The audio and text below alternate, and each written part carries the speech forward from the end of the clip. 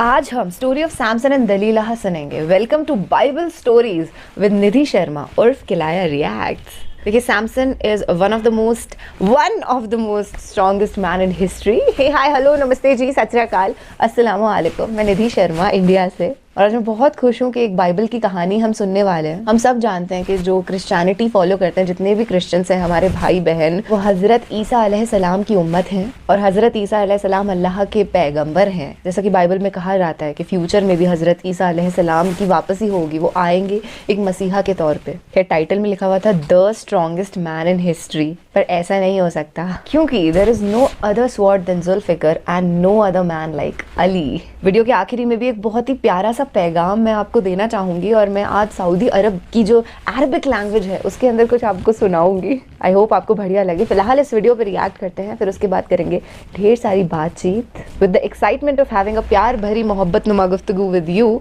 We start this video. My name is Samson. He's Samson. Oh God. Samson एक इस्राएली जिसे खुदा ने एक बड़े मकसद के लिए चुना था। एक ऐसा इंसान जो तने तनहा हजारों इंसानों को कत्ल कर देने की सलाहियत का मालिक था। उसके पास इतनी ताकत कहां से आई? उसकी ताकत का राज क्या था? लेकिन एक औरत की मोहब्बत ने उसे कैसे तबाह कर दिया? आज हम इस वीडियो में बनी इसराइल के सबसे ताकतवर तरीन शख्स सैमसन के मुतालिक जानेंगे। बनी इस्राइल ज्यू। हजरत मूसा अलैहिस्सलाम के इस दुनिया से पर्दा फरमाने के बाद कौम बनी इसराइल में रफ्ता रफ्ता सरकशी, बदफेली और बुत परस्ती फिर से आम होने लगी। लिहाजा बतौर सजा अल्लाह ने कौम अमालका को बनी इसराइल पर मुसल्लत कर दिया। इस कौम ने बनी इसराइल पर हमला करके उनके शहर और इलाके छीन लिए, उनके लोगों को गिरफ्तार कर लिया और तरह तरह के जुल्म ढाने लगे। ऐसे हालत में कौम बनी इसराइल में एक लड़का पैदा हुआ जिसका नाम सैमसन रखा गया। सैमसन कबीला दानियाल की नस्ल से था, जो बनी इसराइल के 12 कबीलों में से एक था। रिवायतों के मुताबिक सैमसन की पैदाइश से कबल उसकी माँ ने खुदा से ये दुआ मांगी थी कि अगर उसके घर में लड़का पैदा हुआ तो वो उसे शराब और दीगर बुराइयों से दूर रखेगी। इसके अलावा जिंदगी में कभी उसके बाल न कटवाएगी। लिहाजा सैमसन की पैदाइश के बाद कभी उसके बाल न कटवाए गए। सैमसन आहिस्ता आहिस्ता जब बड़ा हुआ तो दूसरे लड़कों की निस्बत जिस्मानी तौर पर बहुत ज़्यादा ताकतवर था। इतना ताकतवर कि एक मर्तबा जंगल से गुजरते हुए सैमसन का सामना एक शेर से हो गया। सैमसन ने उस शेर को बकरी के बच्चे की तरह चीर डाला। Extremely powerful. इस वाक़े से खुदा सैमसन को यकीन दिलवाना चाहता था कि वो किसी बड़े मकसद के लिए चुना गया है। सैमसन जान गया था कि उसकी गैर मामूली ताकत खुदा की तरफ से है।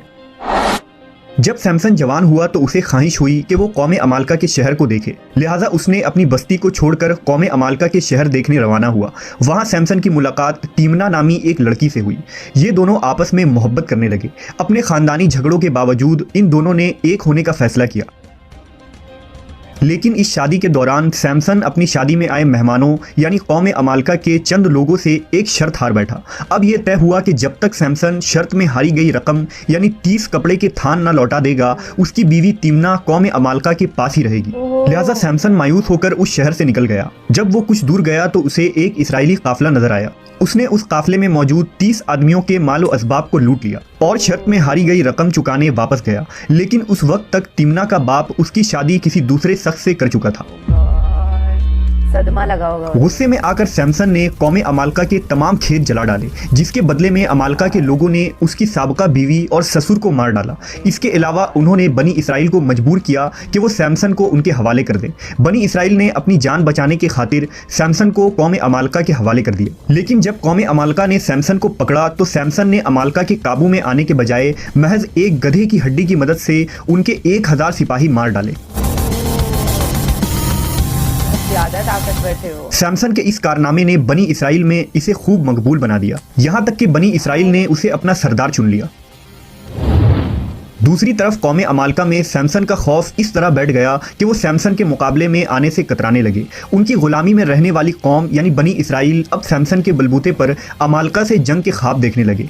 यहूदियों को लिहाजा कौम अमालका की नींद उड़ गई और वो दिन रात सैमसन के खिलाफ साजिशें करने लगे। जब कोई भी चाल कामयाब न हुई तो उन्होंने अपनी कौम से दलाइला नामी एक औरत को चुना, जो निहायत ही हसीन और खूबसूरत औरत थी। उसे सैमसन के ताकत के राज जानने की जिम्मेदारी सौंपी गई। बदले में अमालका के तमाम सरदारों ने उसे 1100 चांदी के सिक्के देने का वादा किया।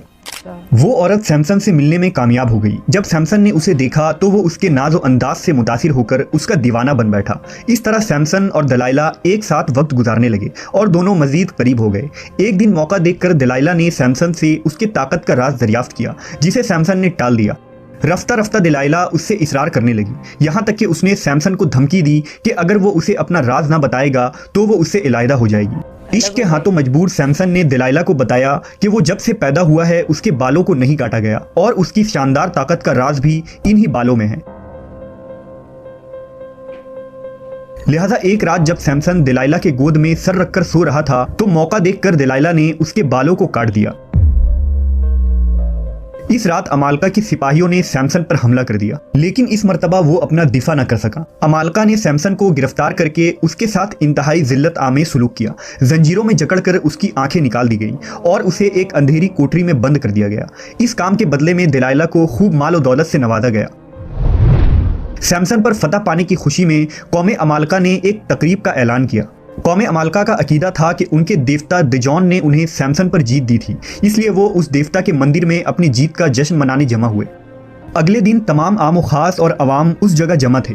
ऐसे में बादशाह के हुक्म पर उनके सबसे बड़े दुश्मन सैमसन को जंजीरों में जकड़कर पेश किया गया। महल में मौजूद तमाम लोगों ने उसके साथ बदतमीजियां की और उस पर कूड़ा करकट फेंकने लगे।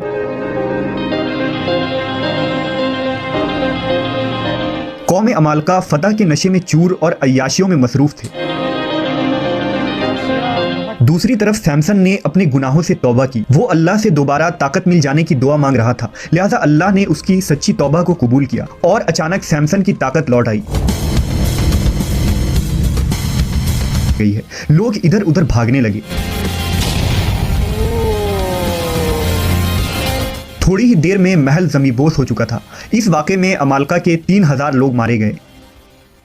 सैमसन और दलाइला का ये तारीख़ी वाक़या अहदनामा कदीम के किताबुल क़ज़ा यानी द बुक ऑफ जजेस में तफसील से मौजूद है, जबकि इस्लामी मुवर्रिखीन मसलन कमालुद्दीन दमीरी ने अपनी किताब हयातुल हैवान और अहमद इब्न याकूब ने तारीख़ वदीह में जिक्र किया है। सैमसन अहले किताब के लिए एक अजीम अलहाम और एहतराम की कहानी है। वो एक ख़ास खिदमत को अंजाम देने के लिए पाक ठहराया गया था। खुदा ने सैमसन को बेहिसाब ताकत दी थी, लेकिन साथ ही उसे खुदा की इताअत भी करने का हुक्म मिला था। लेकिन सैमसन औरतों की फितनों में पड़ गया, लिहाजा खुदा ने उस पर से अपनी बरकतें हटा दी। शैतान भी हमारी कमजोरी को जानता है और वो सबसे पहले उन्हीं कमजोरियों पर हमला करता है। अगर हमारी जिंदगी में भी ऐसी कोई कमजोरी है जो हमें खुदा से दूर कर रही है तो हमें इससे तौबा करनी चाहिए और अल्लाह से अपना ताल्लुक मजबूत करना चाहिए।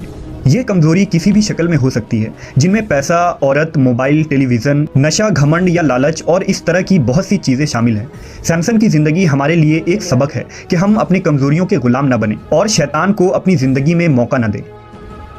Wow, what a message. Kudos to the creator of this video. उन्होंने कितना अच्छा मैसेज दिया कि बहुत बार ऐसे डिस्ट्रैक्शंस हमारी लाइफ में होते हैं जो हमें अल्लाह की इबादत से दूर कर देते हैं। हमें एक ऐसा इंसान बनना होगा जो अपने अल्लाह से बहुत ज़्यादा करीब हो, इतने नेक आमाल हम करें ना, कभी किसी का बुरा नहीं करें ना, सोचें तो हमारा रब, हमारा अल्लाह हमसे राज़ी रहेगा हमेशा। बेशक सैमसन जो है वो बहुत ही ज़्यादा स्ट्रॉन्ग थे, पर उन्होंने औरत की फितनों में पड़ गए ना। वो मतलब गलत काम। एक character is literally the most important thing. अपने भारत में एक कहावत है कि if wealth is gone nothing is gone, if health is gone something is gone, if character is gone everything is gone.